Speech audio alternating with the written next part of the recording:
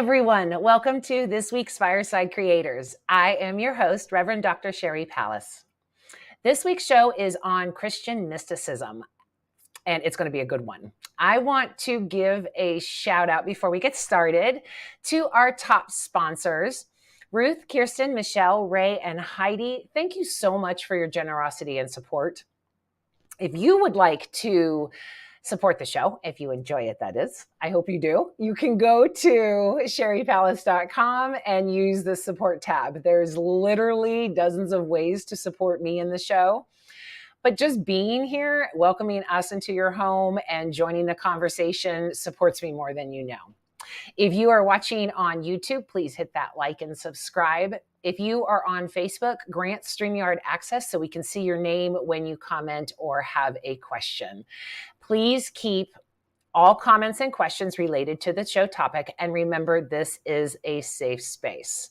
Okay, I appreciate you, and on with the show. Let's meet our guests and get smarter. First, we have Danae Castile. She was raised in a fundamental evangelical Christianity, a preacher's kid no less, and she spent several years in ministry herself.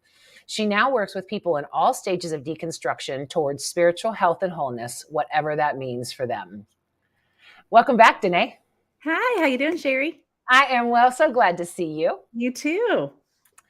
Next, we have Keith Giles. Keith Giles is a best-selling author of the 7-part Jesus series.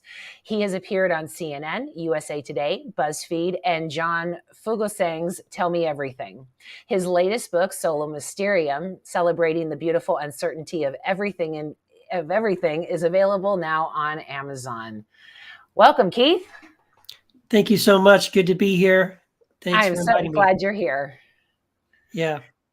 And next, we have Ashley. Ashley Lavendier was born and raised in Atlanta, Georgia, to deeply religious parents and had nothing come easy. A fierce go-getter, Ash holds passion for intersectional advocacy. As a Reformed Roman Catholic and spiritual mystic, and holds the saying, the strongest, if the first door isn't open, ram it down somewhere else. Welcome, Ash. Happy to be here. Welcome back. We have a familiar faces, so thank you all for coming here. I wanted, what's up, David? I wanted to do this show because the topic fascinates me. And when I think of Christian mysticism, I think of the Essenes and, oh my God, my mind just went blank. The texts they found. The Dead Sea Scrolls. Yeah. That's what I think of when I think of Christian mysticism, not in any way to do with our current systems. So when you wrote this book, Keith, and the topic came up, I definitely wanted to have this show. So Keith, why don't you start off and tell us exactly what Christian mysticism is?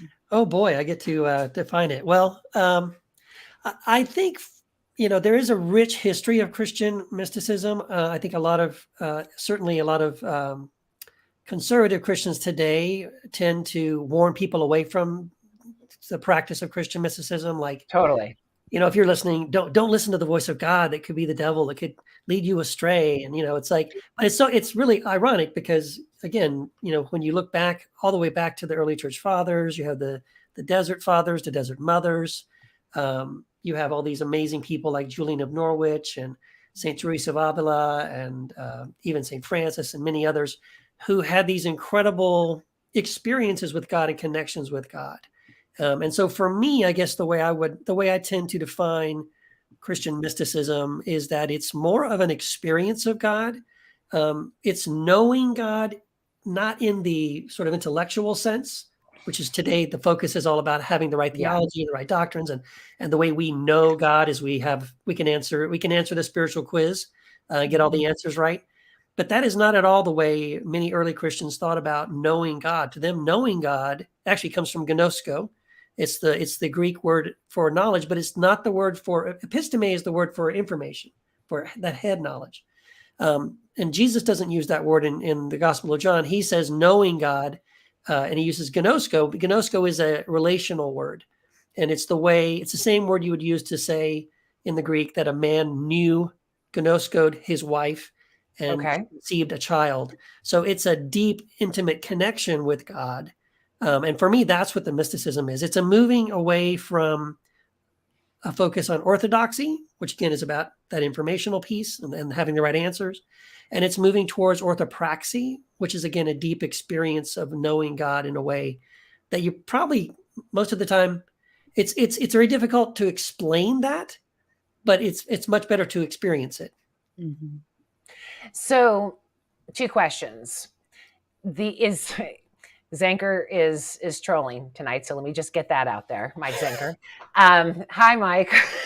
Oh, it's Mike Zinker? Yeah, he's the one that's commenting.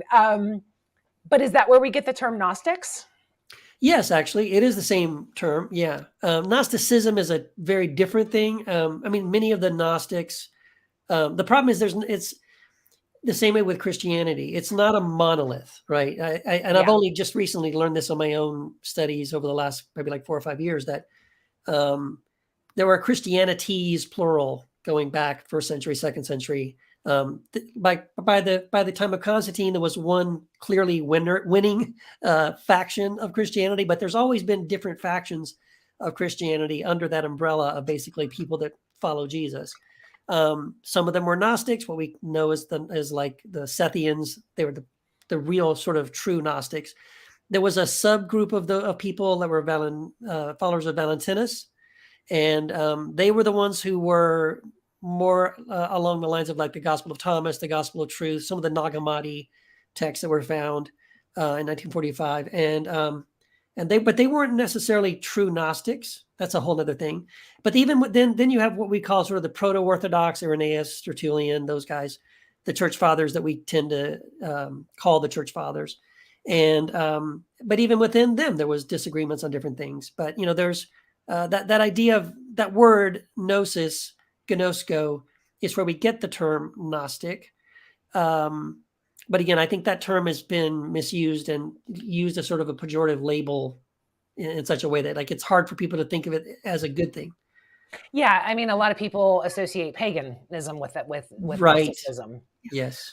Okay, so the other question I have for you is, in doing this Christian mysticism, is it taking the humanity out of Jesus and Christianity and looking at it as a more higher level, or is it still the humanity? And anyone can jump in here because I might be getting ahead of myself.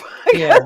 Well, I think this is this is probably a good discussion point for us to talk about, because I think it depends on who you ask. The first thing that popped into my head was a wonderful quote by Richard Rohr, who says, that we have to recognize that Christ wasn't Jesus' last name, and that when we're talking about Jesus Christ, we're kind of talking about the fusion of two sort of, I don't want to say separate, but I mean two distinct. Jesus was born in Bethlehem, grew up in Nazareth, was a carpenter 2,000 years ago. But Christ, according to the Gospel of John and Ephesians and Colossians and many other New Testament as well as early church fathers, would say that Christ was pre-existent from all time, created the universe with God and was there with God and all that. And so it depends. And like on one level, yes, I think you can emphasize the humanity of Jesus, and that's a wonderful thing to do. But at the same time, recognizing that Jesus embodied Christ, but that also I think all of us do, right? That Christ isn't only in Jesus. That even in the New Testament it says that, right? Christ is in the bread, right? This is my body. And then Paul later says, no, you're the body, meaning the church. So it's this outward expansive concept of Christ, not just in Jesus alone, but in all humanity. Anyway, that's one thought on it. But yeah, I guess we probably should all talk about how we answer that question. Danae, go ahead. Brought up about how the idea that Christ is in all of us, part of all of us, or we are all part of or partially Christ. That concept to me is very mystic. We talk about mysticism, whether within the context of Christianity or mysticism in general, the concept of that oneness with God or oneness with the divine is a concept through all of mysticism, right? Not just, Christian mysticism. And then also, like, you look through the various kind of branches that have come off of mysticism throughout history, you see a lot of different groups, I guess, that will take that same concept, and whether they put the name Christ on it or not, it's the idea that we don't just become one with God, but that we also become God, or we become divine in our own selves, and not just in the concept of being loving or powerful, but also being sovereign and autonomous in our power and in our love and things like that. And so I think that was a really interesting thing that I don't know that I've always seen that as much in Christian mysticism, or I guess paid attention to it or given credit to the fact that it's also in Christian mysticism, the way I've seen it in other branches of mysticism. So yeah, I really like that point. Growing up in my church, if I said that I was a piece of God, I would have been kicked out, called heretical, and said that that was completely blasphemous. I mean, after all of this deconstruction, even then I got kind of like a twitch to say, when you said that we are part of God, and that is something I completely believe, yet it still is like, oh, we're not supposed to say that, and it's, my reaction was interesting. I noted it going, no, this is good. But it was painted as so bad. The only thing that, Jesus was part of God and was separated from us. So to bring that spirituality into us, I think is the height of mysticism and spirituality. Yeah. Ash, what say you? Oh. Sorry. My bad. I was trying to find the unmute button. So what is Christian mysticism to you? So my experience with mysticism is actually fairly unique. The beginning of the foundation for it for me went back all the way when I was 7, when I started realizing, well, I didn't realize it until later, but I started having signs of being an empath. And then, to make a long story short, I realized it near the end of high school, spent basically all of college learning how to hone that power and how to use it to not only help myself, but also help people. And then my senior year of college, I went through a massive, massive trauma that not only destroyed my life, but also my entire connection to my empathic abilities and whatnot. And so I spent 3.5 years, for the lack of a better word, my life plunged into chaos, not only because of the trauma, but because I had lost the guidance that I had from that. And I just got that back fairly recently, back in October, actually. And that is a hell of a story. But I kind of... So how did you get it back? So the way it happened was I said to myself one morning out of nowhere, it was probably a God moment thinking back on it. I'm like, you know what? I'm going to challenge myself. I'm going to see if I can stay up late and actually get stuff done and, et cetera, et cetera. And anybody who knows me personally knows I am not a morning person or I am not a night person whatsoever. I get up at 5 a.m. So staying up late is not good for me most of the time. So I made this challenge to myself. I'm like, okay, I'm going to see how late I can stay up. And anybody who went to Catholic high school knows about Kairos and the whole not having a watch anywhere or any of that. And we all know, thinking back on it, on that second day, we were all bawling our eyes out because it was probably midnight. No. What did you learn from this? How did you get your mysticism back? So in terms of going back to what I was saying about the whole staying up late, that whole thing basically ended up in me staying up for almost 39 hours straight. I logged the whole thing because I was like, okay, I'm going to have to remember this because there's important things happening. And not very much stands out to me because, when you stay up that late and that long, everything's blurry. But I did take some notes when it was happening. I'm actually pulling them up right now so that I can refer to them a little bit. But I remember specifically at this very specific moment, and I wrote this down specifically so I could remember the time because it was significant. It was 3:57 in the morning on, and you know what they say about 3 a.m. and spirituality. Mm-hmm. It was 3:57 in the morning on October 21st. And I remember I was just, dealing with all these emotions and this, who knows what it was, from staying up so long and just opening myself up to this at the time. That's what was going on, but I didn't know that. And I just remember thinking to myself, like, I had this moment of, you know what? And thinking back on it, it was definitely a God moment, but it was just this thought that popped in my head that was like, you know what? You've been through enough shit this past 3.5 years. You're done.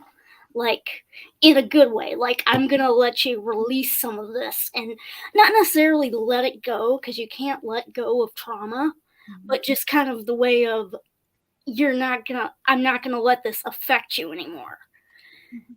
In like that deep traumatic level that ruined my life before. And I just remember sitting there and saying, thank you, God, for letting me let this go. And keep in mind, this is 3 o'clock in the morning after a day and a half of no sleep. But I remember I just sat there and cried for a good hour. And this is, again, 4 o'clock in the morning. So it was awesome. So you think that break opened you up to the mysticism again? I think so. And I think in a way it also opened up my empathic abilities more because, as I said, I had lost that connection. And I think in a way also because of that, I also kind of lost the connection to my faith a little bit. Like, it was one of those for years of, why would this happen to me? Like, okay, yes, the situation I put myself in was my fault for being in that situation. But I had a great life before all this happened, and now my life is shit. And so how do we, as a general rule, pull in? I mean, I love the Book of Thomas, right? I mean, that is just so mystical.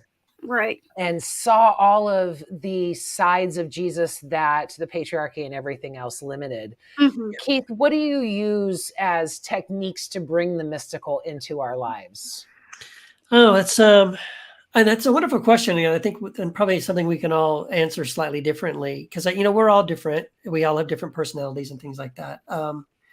So for me, it wouldn't be the same maybe as for everybody else. So of course, I do this thing called Square One. It's a online course and community for people that are deconstructing. And what I do, there's one of the weeks there where I try to help people kind of put themselves into a place where they can maybe hear God or experience God. And many of them will say that they've never experienced God before, or heard God's voice, or that kind of thing. And so there's just different things I have them try. There's a variety of things I have them try. The goal is to basically, my thing is I want to lay a buffet of options in front of them and let some things will work and some things won't. And once you find out what is working, then do more of that. But for a lot of people, you can probably even just stop and think about, because we are all different and unique, what are the things that you do that you really enjoy, right? So maybe it's music, maybe it's poetry, maybe it's taking walks in nature, maybe it's gardening. My wife loves working with her plants and stuff and her flowers in the backyard, and we'll often come back from spending a couple hours outside and be like, oh my gosh, God showed me this amazing thing, or God spoke to me in some amazing way. And so that to me is all it's about. It's like putting yourself in different positions and places and activities that where you feel a connection with God. And then there can be this sort of interchange and flow of conversation between you and God. I'm a big believer in. I kind of think no matter who you are, you could benefit from trying to spend some time in silence or meditation. But I know for a lot of people that's really difficult because their brains keep going and they can't stop.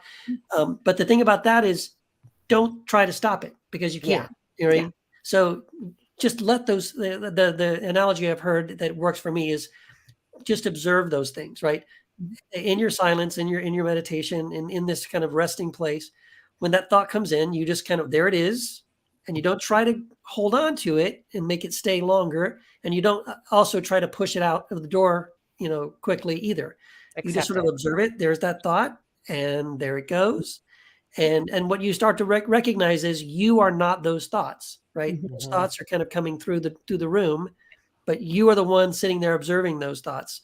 So that kind of, those are good practices, I think. And again, it's a practice. It will not be the first or the second time. It's probably going to take up many, many times for you to practice some of these things. But those are just off the top of my head. Guided meditation works really well for me Yes. because my head doesn't ever shut up, ever. But I think that's part of the hardest thing about meditation or centering yourself or something to that effect, is to put down the technology, to silence everything around you. Prayer became something where we just talk. And we just never, ever shut up enough to listen. Yet we say God didn't answer our prayers, or I never got anything. Yeah. And those who watch the show know that how I believe in God and prayer and those types of things. But you cannot get communication if you are constantly talking. And on that note, I'm going to shut up and pass it to Danae. As far as, so I think something that I hear through, like a thread, I guess, that I hear through a lot of this, with Ash's experience of going through this time of not being connected to their emotions and their empathic abilities. And I would also use the word intuition, right? Like your inner knowledge, right? Exactly. And then also this idea of being able to quiet oneself to connect to the divine, right? And I think that a lot of times these are phrases that we use and experiences we have that are all either the same thing or intersectional, right?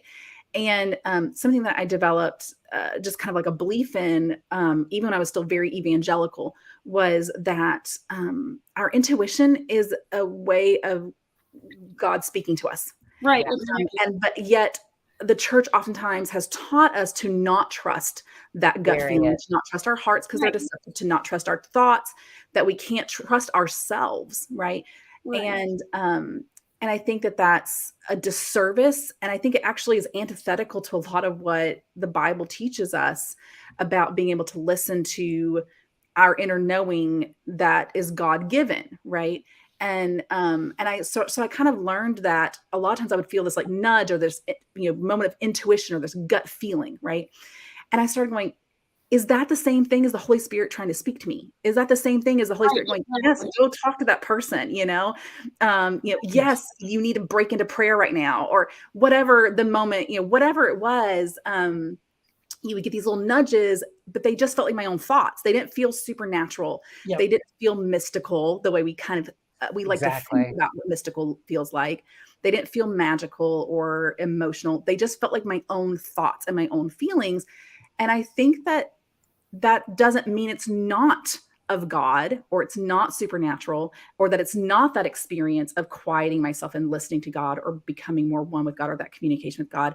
And I think that this experience of trusting our intuition and tapping into whatever our specific strengths are with that, right? Whether you're empathic or not, and using that as a place. And I think meditation is a big part of that, right? Like learning to trust yourself, learning to listen to yourself is in a lot of ways the same thing as learning to listen to the divine and whatever you perceive as the divine. And so, yeah, I think that I'm hearing a lot of these multiple threads that, and a lot of what I do with my clients is one of the first things you do is learn how to trust yourself again, learn how to listen to your inner wisdom, to your intuition. And like Keith said, it's a practice, right? Like meditation is a practice, learning how to commune with, however you see God, whether it's the divine or the universe or, an actual deity, learning how to commune with that is a practice. And the same thing, learning how to trust your intuition and listen to it, even to know what it sounds like or feels like, is a practice. And I just kind of, I hear a lot of that similar thread. And I think that that's a really important part of Christian mysticism, mysticism in any other direction. You talked about how a lot of people liken it with paganism because they're really connected as well. Or whether it's, just any aspect of your spirituality. I think that these are important practices, and that is being the key word, practices. Yep. So a lot of the church, won't say all, but a lot of the church says to not trust our instincts, to not Right. trust our feelings, to not trust, and especially for women, right? Because I think that our DNA works more on instinct than men's do, as again, generality. Right. And when we're told not to trust ourselves, we have to grow that trust and build that back up. But like Ash said, when it's built on trauma, when trauma is put into it, how do you know that the voice that you're hearing isn't fear and trauma based, and it is divine for your goodwill? I also want to kind of echo something that Keith said in this, is that we are not our thoughts, right? And so learning how to trust your inner voice is not the same thing as learning as going, all of my thoughts are true, right? Okay. And I think that that's a distinction that's really hard to understand until you start to practice it and be able to observe your thoughts, but recognizing that my thoughts are not necessarily the same thing as my instinct or my inner wisdom. Okay, so how do you tell the difference? And so I think that practice is it, right? And so learning to be able to observe your feelings and your emotions and your thoughts. Something that helped me, I remember right after I got divorced, I would have, I had so many emotions, right? And you have to go through the grieving process. And I remember for the first time in my life, I was gentle with myself about what I thought and how I felt, rather than being judgmental of myself. And it was a concept I'd heard from other people, but it was the first time I practiced it. And it's the same thing Keith was saying about observing a thought in meditation. It's also the ability to say, I observe an emotion and I can just let it be. And by letting it be non-judgmentally and not trying to hold on to it or push it away, it will pass through, and it passes through in a much healthier way. And I think that actually relates to trauma a lot too, is, when that gets stored into our bodies, it's because our bodies are holding on to it. How can we help it pass through? And, Ash brought up, like, it's never going to completely leave you. That's always part of who you are and your experience in your past. But how do I make sure it no longer has control over me? How do my emotions not have control over me, but I use them as messengers? How do my thoughts not control me, but I use them as information? And it's learning how to observe something almost objectively and go, do I think this or not? I have this thought like, oh, I'm so lazy today. Observe the thought. Like, okay, no judgment for thinking that about myself. I understand why I think that about myself. I live in a society that idolizes productivity. Okay. But do I actually believe this? Am I lazy today or not? No, I'm just really tired. I need rest today. And it's slow. It's not an instantaneous process. It's not a fancy 1, 2, 3 program. But it's these little steps, I think, that make a big difference in learning how to know your own inner voice, which, depending on how you view it, is the same thing as listening to the divine. Yeah, right, exactly. I remember one of the first things my mom said to me after I told her all this, because she probably thought it was something out of like some spiritual horror movie or something. She's like, where did this come from? Because she had never really heard me talk about it until this big thing happened. And I'm like, honestly, I don't know. So I'm just going to chalk it up to it was a gift from God, because that's literally all I can put it to. Yeah. Because it's like, there's literally no other way to explain it. When it comes to being an empath, you're either born with it or you're not. And she said, well, why do you absorb everybody's emotions? Like, isn't that exhausting? And I'm like, yes. But that's where, when it comes to like connecting with it and feel and like learning how to manage things, and yes, processing trauma does help with raising your vibrations a lot. I have found that quite a bit since I started reconnecting with this. But tying back to the whole Christian side of it and how that ties together, I actually noticed one big thing for me that I use to filter pretty easily is I will get in the shower, do what I need to do normally, but then I'll put the shower head on like ice cold water and literally dunk myself in this ice cold water to kind of reset myself a little bit. And I noticed when I started doing it, I'm like, why do I do this in 3? Why is it an instinctual thing to do that way? And then I thought back on it and I'm like, oh, the whole, obviously being a God-given thing, like that tying together, and the whole Trinity thing. And, I meditated on that for a while after I realized that. And it's like, this just makes so much sense. And like so much of this stuff with my empathic energy and how I deal with it makes so much sense in terms of how it ties into my faith, because it's like, okay, I can't, I absorb people's energy whether I want to or not, but then I have to get rid of it somehow. And how do you do that? For me personally, I filter it into a wall. It's kind of the same thing of like with Jesus and laying his hands on people and stuff like that. It's absorbing that energy back. It's the same type deal. And I never even realized it was similar until actually I just realized that just now as I was talking. I'm like, wow, all this ties together in ways that you don't even think. Yeah. So one of the problems that I have is that we tend to make God a magician. Yeah. Right. And everything has to be magical, but yet there's so much magic in the mundane and the everyday. So how do we keep our mysticism? And Keith, I'm going to post this to you. How do we keep our mysticism without creating this being and this magician and Merlin in the sky type thing? Or is that what we should do? That's interesting. Well, I don't know. Maybe that is a danger for us to do that. I mean, for me, the way I've approached my practice of mysticism and connecting with God and all that, it's been more. And what's funny, and I'm sure you guys probably may feel the same way. Even before I was technically a Christian, like when I was a little kid, we never even went to church. I would lay in bed and talk to God. Like I've always had this sort of connection with God. And so I guess because of that,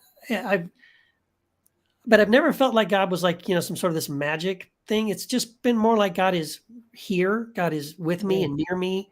God is someone who cares about me. I can have a conversation with God. I can tell God how I'm feeling. I've always felt this kind of connection like that.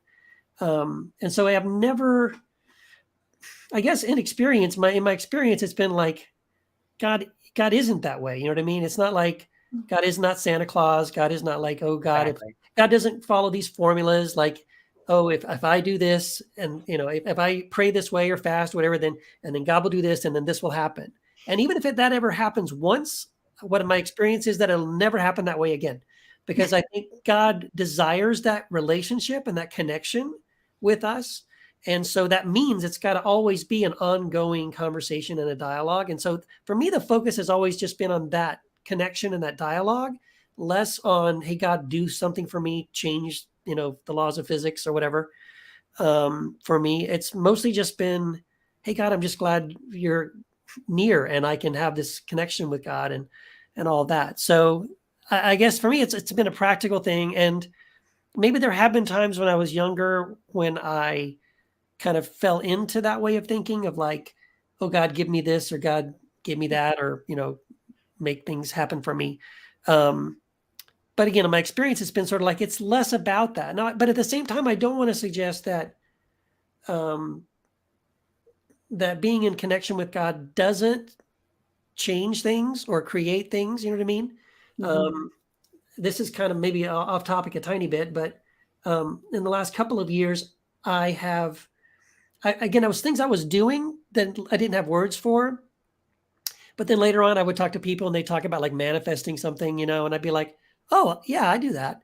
Or like the way I would experience it would be things like, and again, this is just my experience. I don't ever feel like I've created something in the future or created some outcome.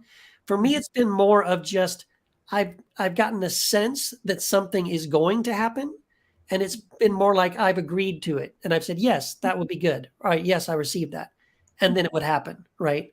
But I think there's something to that. And without getting too weird, in my book, Sola Mysterium, I had this whole couple of chapters on quantum science. And that's one of the most fascinating things about the quantum side of things is that these quantum physicists and quantum scientists are essentially using quantum science, discovering that so many things that mystics have been saying for thousands of years is true. That we are all connected to one another, that observation of something changes something, and you. Totally. Right? That there is a relational thing going on that, again, we can't explain. We can't explain it from the mystical side, and we can't explain it from the quantum physics side, but we can simply say we experience it, we observe it, we see it, it is real. And so, again, I don't think there's any way I don't think it's a formula, but at the same time, I do think it is real. there is something there about when we focus our attention and energy on something or on a person, that it can change things. And I've experienced that in my own life too. So. Well, I mean, it's been said a million different ways. The promise, intention, all of those things to align your thoughts. Mm-hmm. And if we are indeed focusing energy on something, isn't that Newton's third law that it's going to happen anyway? Yeah. I mean, changing my prayers from, like you said, Keith, to I want this, this, and this, or I'm sorry, maybe Danae, you said it, but changing my prayers from this is what I want to thy will be done, let it be, to be in alignment as opposed to wanting my own will and desires and those types of things. That is my mysticism. That's where I go, okay, I need to be in alignment, and I don't care what happens, just as long as it's for the best. Mm-hmm. And I fought this for so many years. My mom used to say, you have to do it God's way. And I'd say, screw that. Mm-hmm. But and kind of tagging Matthew DiStefano on this with their Let It Float book, I believe that it's kind of like when you're in a rushing river, you don't want to just float. You don't want to float with your feet first. You want to figure out where you're going. You want to swim. You want to see what's going on around there.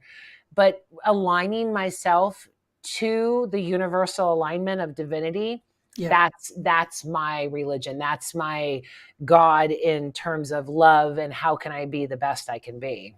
Yeah.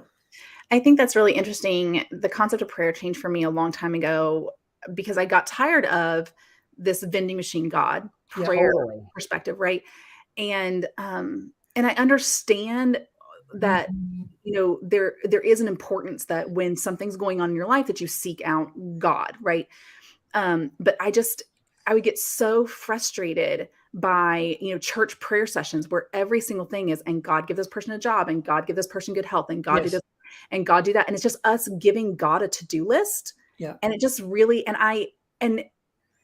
to be fair, like 90% of the time, none of those things are going to come true. Like it's just, they're not. That's not life.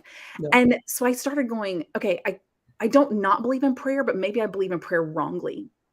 Exactly. And so I started realizing that prayer is not, from my perspective, prayer is not this like magic button where I get God to do something. Right. Prayer is not to change the circumstance. Prayer is not to change God's mind. This was what I came to, right? I think that those things are still valid in certain circumstances, right? Where we ask him to change circumstances, we ask him to change his mind. But to me, generally, I really felt like that the majority of time, prayer was not meant to change the circumstances or God's mind or anything like that. It was meant to change the prayer. It was meant to change me. Yeah. And so the point of praying was to change me and to compel me to action. That the answer to my prayer was me. That the answer to my prayer was, you know, God, I see this injustice, or I see this person suffering. What am I supposed to do in this circumstance? That became the point of prayer to me, was that I'm no longer here asking God to do things, but asking God, what do you want me to do? And sometimes it's the smallest things, and you feel like they're not important, but they are, because when we all do those small little things, they add up, right? Or you never know what's small to you is big to somebody else. But I think that what I realized was that even in the doing, whatever that answered prayer was, you know, if I felt prompted after that to, you know, write a letter or something, even that small act, if it didn't make a difference for whatever person or circumstance, right, it still made a difference in me. And so not only did the prayer change me, but enacting that answer that God prompted me towards, right? So following that instinct or the Holy Spirit or that communication with God, it changed me. And I think that's another tenet of mysticism, is the transformation that we go through, right? And that was just a really important part for me as I started kind of transforming my prayer life, was that prayer was no longer primarily to have a list of requests. It was primarily to find out, how am I supposed to be your hands and feet in this experience? Yes. And that requires a lot of listening and not a lot of talking. And it requires me learning how to interpret when I get that gut feeling or that nudge. Because again, for me, I know this is not true for everyone, but I don't ever hear an audible voice of God. Mm-mm. I don't ever hear or get like this like sensation. I don't have any of that. When you talk about things like from a psychic perspective, I have like a clear cognizance, right? Like I just have a knowing, and it does not feel mystical or magical at all, right?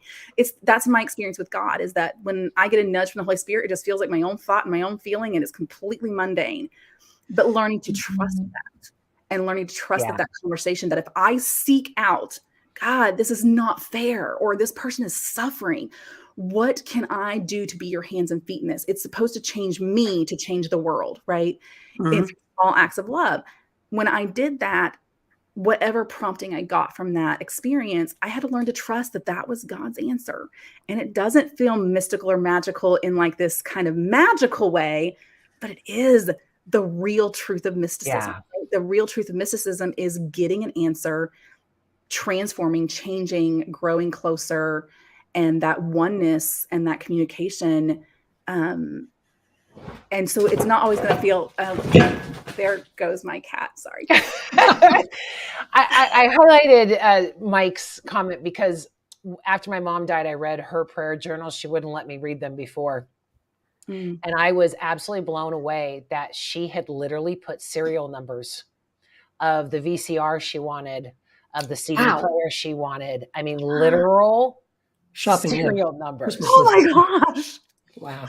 And I was looking at this going, this is not what prayer is supposed to be. It's not a list to Santa. It's not supposed to be for the parking spaces. It's not supposed to be for the football team. Right. Like you said, it's to make you are supposed to be the feet. Keith, you were trying to say something? Oh no, I just wanted to piggyback on that. I totally agree. And I'm so glad you said that. I think this is such an important thing.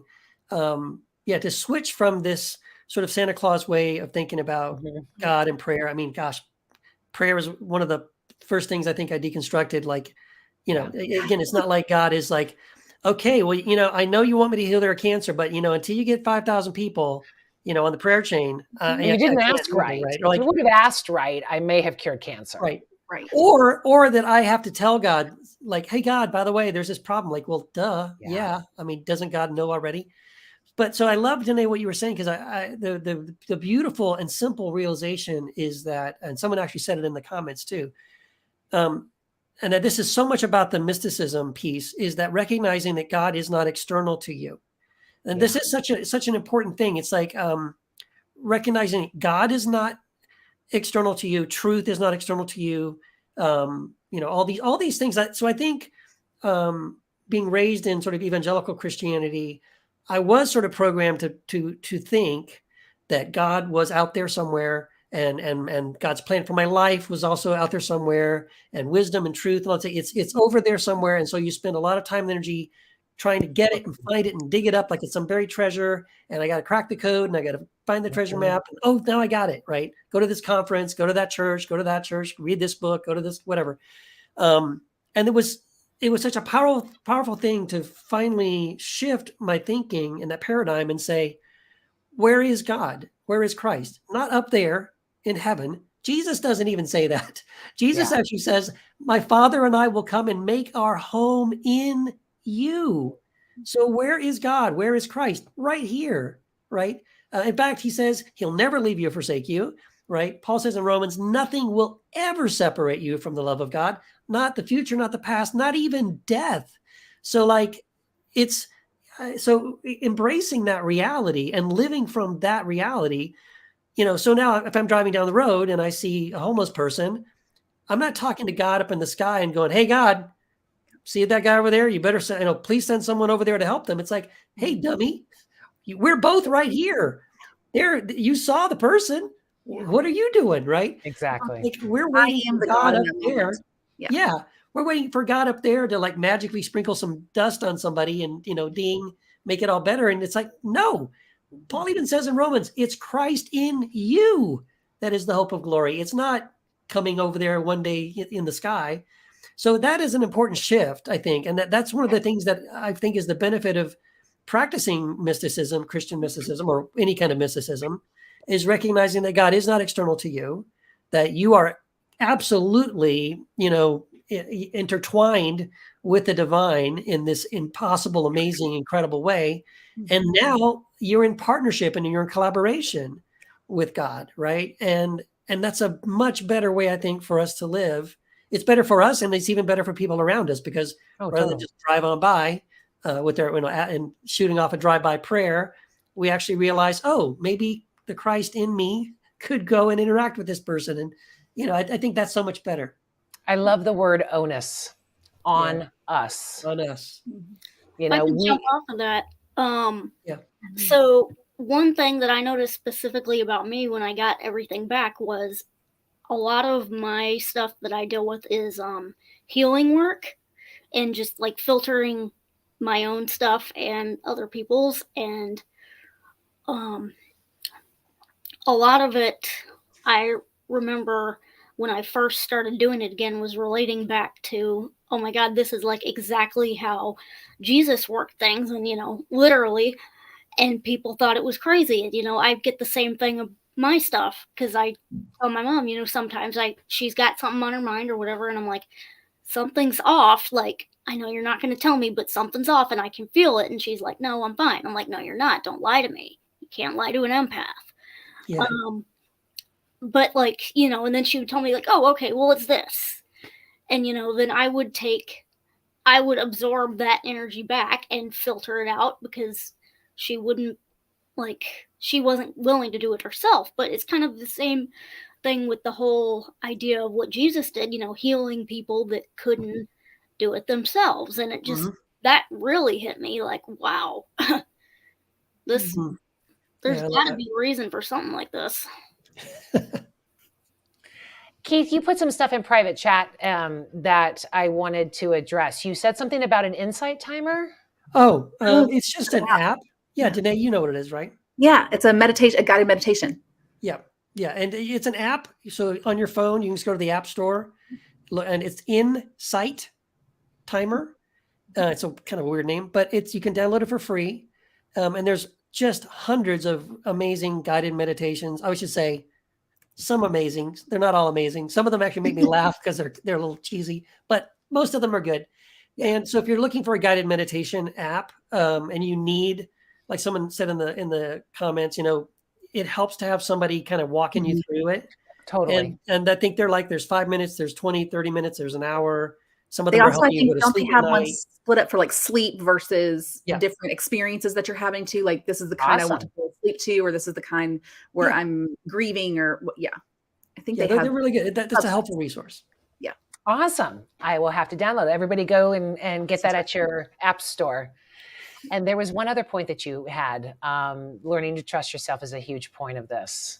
Oh, yeah. Yeah. I think Danae or maybe Ashley were saying something about that, because again, coming out of Christianity, conservative Christianity for sure, it's something that I kind of call worm theology. And it's that, and it's everywhere, man. I mean, it's everywhere. It's in sermons, but it's even in worship songs, where the whole point of the song is the overwhelming, never-ending, reckless love of God. It chases me down, fights till I'm found, leaves the 99. But then you got to put in, but I don't deserve it. It's like you would ever say that. Like, I have two wonderful boys. I would never say that to my child. No, I would never say, oh, sons, I love you guys so much. And just go on and on about how much I love them and say, but you don't deserve it.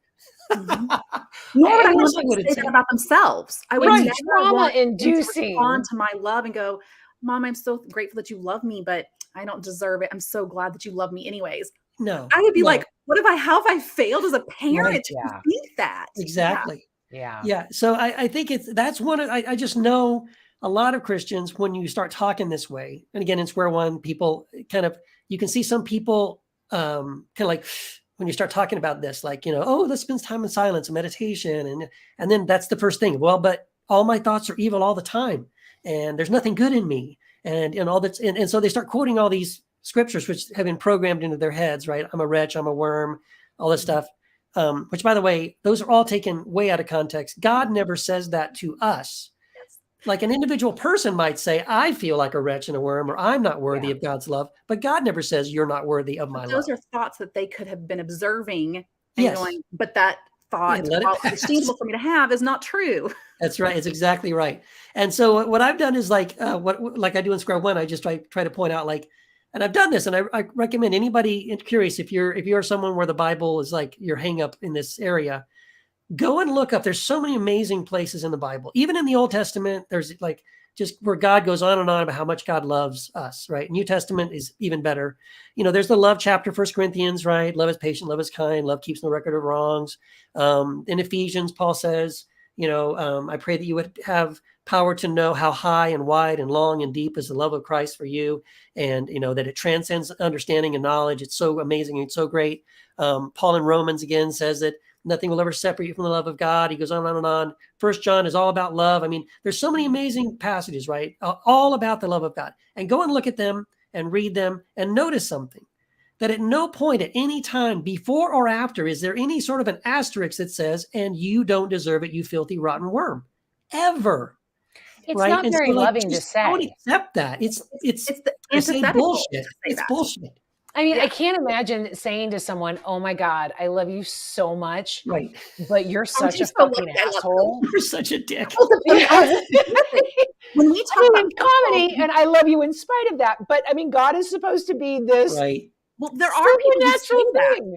And we're learning to teach people when someone says something that to you, like, I love you so much, and you're lucky I love you, Right. that's Run. abusive. Exactly. And so Aye. either God Run. is abusive Exactly. or God is not that way. There's no in between. He is Right. either an abusive God or he is nothing like that at all. Right. And so you got to pick which one you believe in. And, Right. you know, if God is love, you can't Yep. believe in an abusive God. Thank And you. I worked with teens for like almost 15 years and seeing how toxic that worm theology is. I always call it the brokenness theology, Yeah. where I am broken. And if you would talk to teens, and actually my sister and I had a cabin one year where we kind of tested this out a little bit. And we had a group of 14, 15-year-olds, girls, and asked them, do you feel like, how do you identify yourself? All of them were baptized Christians at that point in their lives. And we said, how do you identify yourself? Do you identify yourself more as broken or more as redeemed? Every single one of them was broken. Not a single one of them identified as redeemed, and every single one of them had been baptized within the last couple of years. Right. And they felt, not only did they not identify as redeemed, a lot of them felt like irredeemable. Even though they had probably had this relationship with Christ that they kind of desperately clung to, they've made certain mistakes that make them irredeemable. Yeah. And so having those conversations of trying to get them to realize that's not true and you're not broken, you don't need to be fixed. Right. Now, we are all broken in some ways because life is hard and we We're do go human. through trauma that breaks us. Yeah. But you are not innately broken. And I think that's actually a big part of mysticism, is that belief in the inherent goodness of people, the inherent goodness of creation and nature. Like whenever I think about mysticism, I can't help but not think about the transcendentalists, you know, in the early 1800s, you know, like Ralph Waldo Emerson and Henry David Thoreau, because they, in a lot of ways, were more modern day-ish Christian mystics. And, you know, they still believed in a deity, a God, but they were very big into this idea of individualism and that each individual person also had this sovereignty in their spirituality and not just becoming closer to God, but becoming God in some ways. Yeah. But that stemmed from a belief in the inherent goodness of people rather than the brokenness of people. That's right. And while life may break us sometimes, it's not because I started broken. Exactly. And I'm fixable because I was once whole and I can be whole again. Yeah. And like, that's the entire premise of my work, is whatever makes you healthy and whole in your spiritual practice, let's follow that. Yeah. Because, and that's going to look different. And, you know, Keith has said that earlier about how different practices are going to resonate differently with different people. And so for me, that's a lot of it is your autonomy, your sovereignty is to figure out and to decide for yourself, what makes me spiritually healthy and whole, and to follow that. And I'm just here to walk along you so you're not alone and to give you tools and tips to help do that. Yeah. But I think that that's really important, is this idea of teaching people, and a really beautiful thing from Christian mysticism that we need more broadly the church to accept and to embrace, is that we are not broken. If we were inherently broken, then we are not inherently made in the image of God.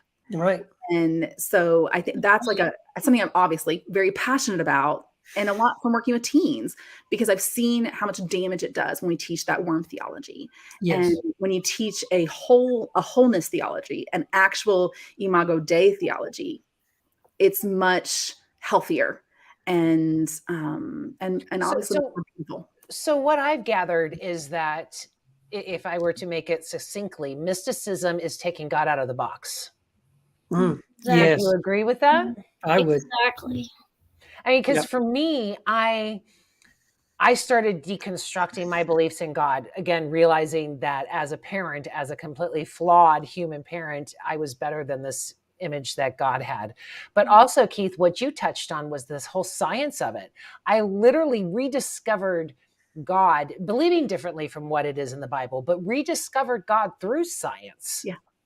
And then to see those things and taking God out of the box and saying, okay, I'm going to take all of the bullshit that was talked and that things that confined God before, and I'm going to broaden that. And it's only benefited my life. I only see things as more miraculous. I see miracles every day that are not necessarily miracles, but I see them as miraculous because now I have a wonder about me. Now I look at things and go, okay, I see the mysticism and I see the beauty, as opposed to, like you were saying, Danae, feeling battered down, shameful.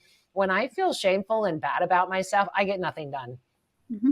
When I feel good about myself, I am set on fire and I can change the world. And I have to think that that was part of the church's reasoning. Let's keep them quiet. Let's keep them down. Let's keep them all this. The Don't power show them their part. power. Yes, it's controlling. Definitely. Yeah, I agree.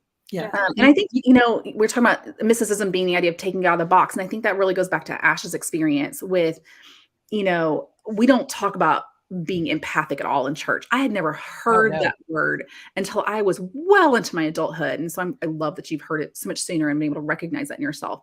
Right. But talk about taking God out of a box, right? Where you've had this experience of being able to tap into that and to hone into that and see that as God moments. Right. Yeah. That is that mysticism, right? Like, and that's the way that that's the way you come to God and to mysticism, right? And we all come to it different ways. And I think, again, it's not just taking God out of a box in a particular way, but that we're all going to kind of do it in different ways. And that, the end result may be the same. Like, we're all going to get to this place of like love and that connectedness. Hopefully. But that the way we get there is going to be different.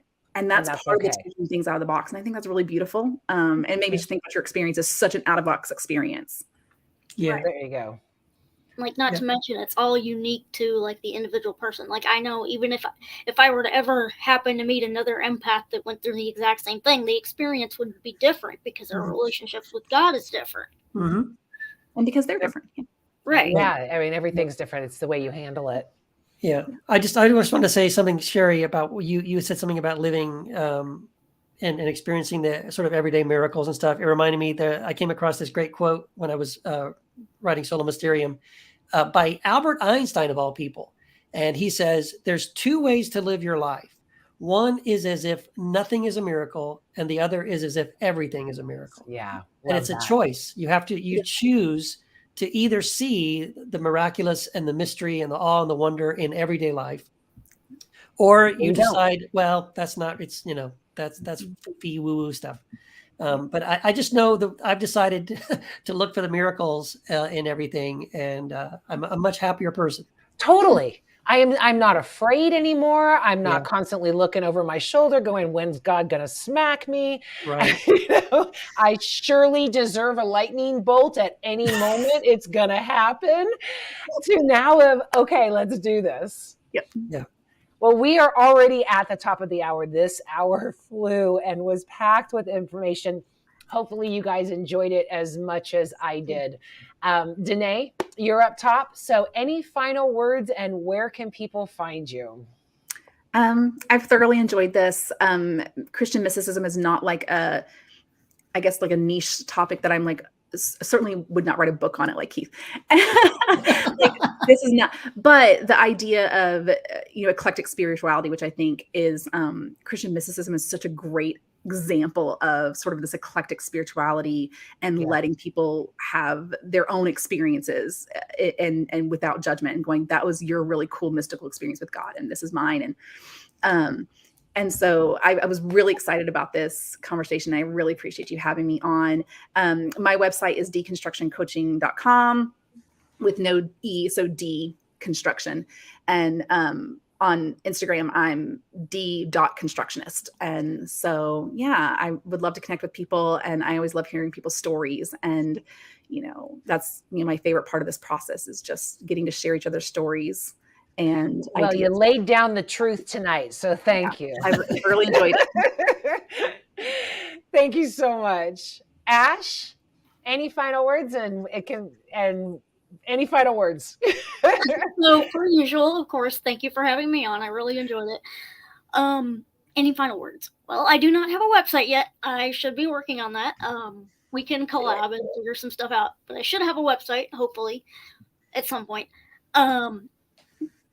But yes, any final words in terms of that? I would say the biggest thing that I took away from not only this panel, but also, as I said, my own experience, is to really just don't judge people based on their spirituality, or if anything is even just a little bit different than something you're used to, because it all ties together. Really quick, one thing that came to me when I was writing all those notes after staying up for 38 hours was I got the idea for my first tattoo that I'm going to get hopefully before I turn 30. And a big part of that, when it came to me in this like vision or whatever, was the terming as above, so below. And I was thinking to myself, where did that, I feel like I know it, where did it come from? So I looked it up, and I looked up like the Christian spiritual meaning behind it. And it was the whole idea, it's basically the whole idea of wanting, it's almost like a prayer, kind of like in the beginning, right? Thy will be done on earth as in heaven. Yeah, the kingdom of God coming right. here. And how people, it's like a prayer of wanting society in the world and the society we live in to be loving and accepting, etc., like heaven. And it just, that hit me big time. And that was like one of the biggest elements from that really sticks with me. And I wish more people would be able to understand stuff like that, because the world would be so much better if we could. Well, we're getting there. That's the whole reason I'm having these shows. Exactly. Thank you so much, Ash. Keith, any final words, and where can people find you? Yeah, well, thank you so much. This was a wonderful conversation, Sherry. I'm glad you're going to do a second one with another group of people. That's great. And we are doing an after show. Yes, we are doing an after show. Yes, we will do an after show.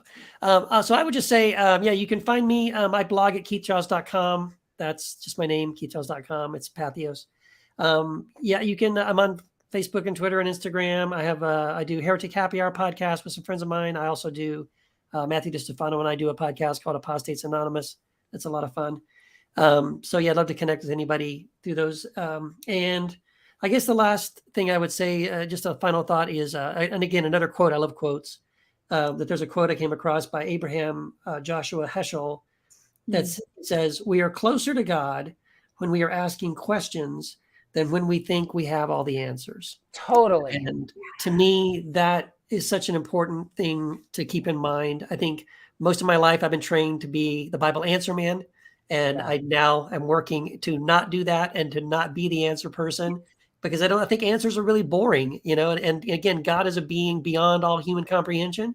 So we cannot talk about this God that is beyond human comprehension with certainty, as if we know, because we don't, right? But we can we can't know, again, in that episteme kind of informational way. But the good news is we can absolutely gnosko, experience that God in phenomenal and amazing ways that are very difficult to express in words or any other way. And I think that's what it's all about. I think that's what we're invited into, we're invited into this amazing relationship. The Trinity is a relationship, right? And we're invited into the center of that. And that's pretty amazing. And it's something you can experience it. And it is a practice. So I encourage everyone to do that. Ditto. Well, thank you all so much. Like Keith said, yes, David, we are having an after show. Just give me a couple minutes and I will post the link. So whoever wants to get in can go to the VIP and log in from there and come on camera and talk. I'm going to send you all backstage. And again, I want to thank you so much. This was a great conversation. But I'll see you backstage. Thank you so much. All right.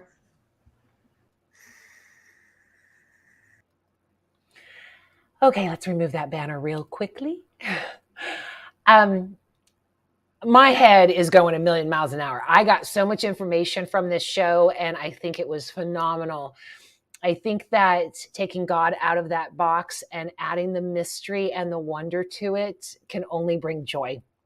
It might be a little terrifying at first, but walk through that and see the beautiful sunrises and sunsets and the birds fly in front of the clouds.